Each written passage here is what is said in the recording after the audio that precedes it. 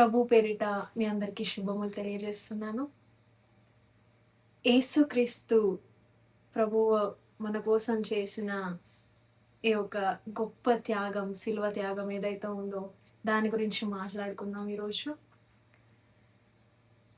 ఎంతోమంది ఈ లోకంలో పాపం చేసిన వాళ్ళున్నారు. మీరు, నేను అందరూ కూడా పాపం చేసిన వాళ్ళమే. అవును కదా! సో, మనందరికీ ఒక రక్షకుడు కావాలి. అవునా?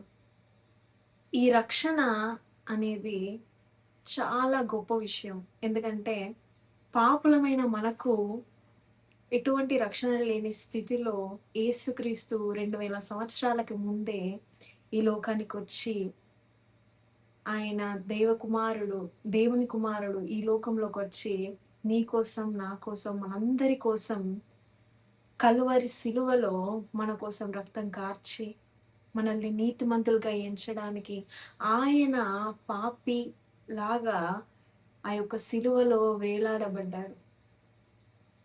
నీ యొక్క పాపాన్ని, నా యొక్క పాపాన్ని కడిగి వేయించి మనందరికీ ఒక క్షమాపణ అనేది దయచేశాడు. మనందరికి ఒక రక్షణ అనేది దయచేశాడు. హల్లెలూయా!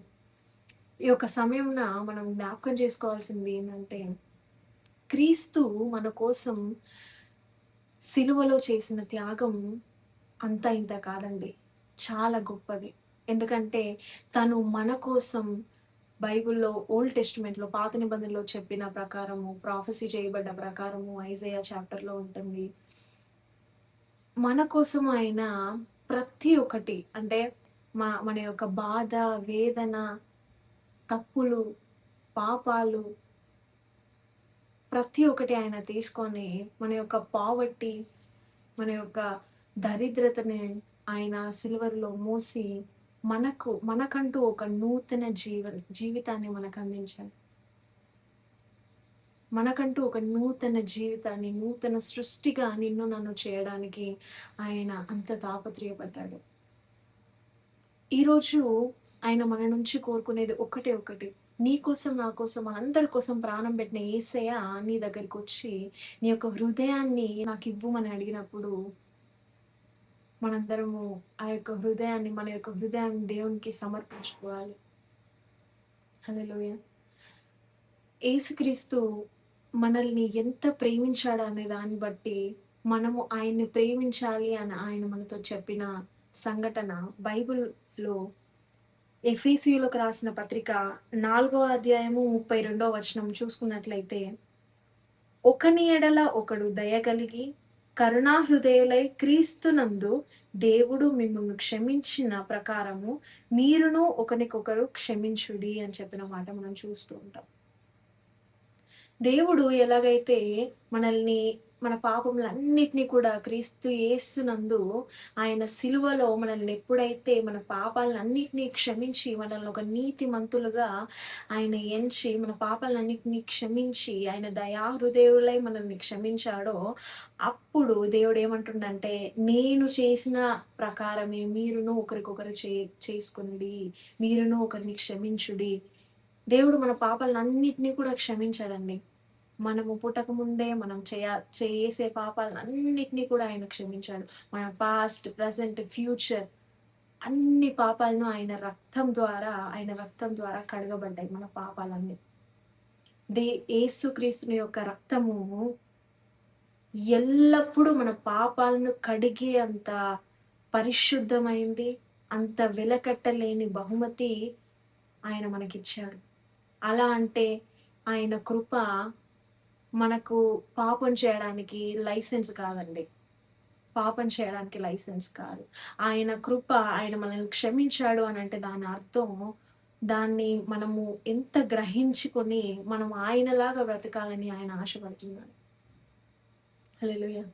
దేవుడు ఎప్పుడైతే క్రీస్తు యేసునందు మనల్ని చూసి ఓకే, వీళ్ళు యేసుక్రీస్తుని అంగీకరిస్తే యేసుక్రీస్తుని వాళ్ళు తన సొంత రక్షకునిగా తనకు రక్షణ ఇచ్చిన దేవునిగా వాళ్ళు అంగీకరిస్తే ఆయన యొక్క పాపాలన్నిటిని కూడా యేసుక్రీస్తు ద్వారా దేవుడు అన్నిటిని కూడా క్షమించేస్తాడంట.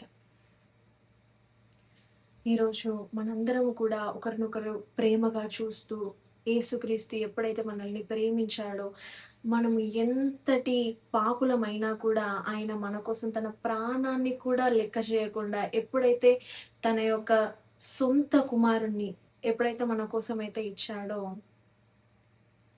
అక్కడే తన ప్రేమ, తన త్యాగం, తన కృప మన పట్ల ఎంతుందో అని గ్రహిస్తూ, మనం కూడా అలాగే ఒకరికొకరు ప్రేమిస్తూ, క్షమిస్తూ, మనల్ని ఎంతో మంది బాధ పెట్టుంటారు. అవును కదా! మనల్ని చాలా మంది ఇబ్బంది పెట్టుంటారు. కానీ దేవుడేమంటుండంటే, "నువ్వు వారిని క్షమించు. ఎందుకంటే నేను ముందు నిన్ను క్షమించాను కాబట్టి." హల్లెలూయా! దేవుడు మన పాపాల్ని ఎంతగా క్షమించాడంటే, మనం చేసిన పాపాలు మేబీ మనం కౌంట్ చేసుకోవచ్చేమో గానీ, మనకు తెలియని పాపాలు, మనం తెలియకుండా చేసిన పాపాల్ని గూడా ఆయన మనల్ని క్షమించాడు. అటువంటి గొప్ప హృదయం కలిగిన దేవుడు మన దేవుడు.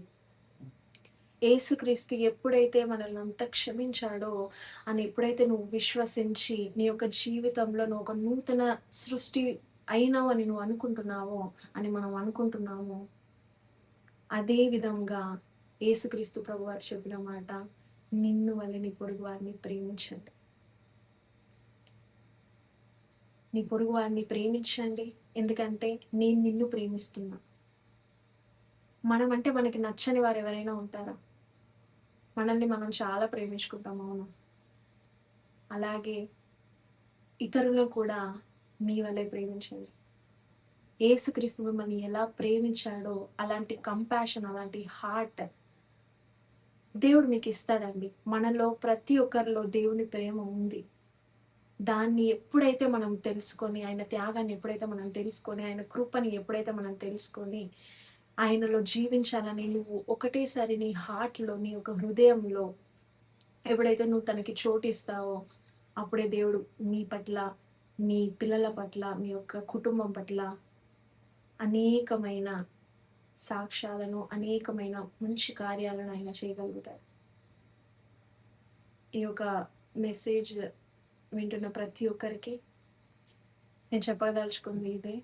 మనము అందరిని ప్రేమిద్దాం, అందరిని క్షమిద్దాం, యేసు వలె జీవిద్దాం. ఆమేన్.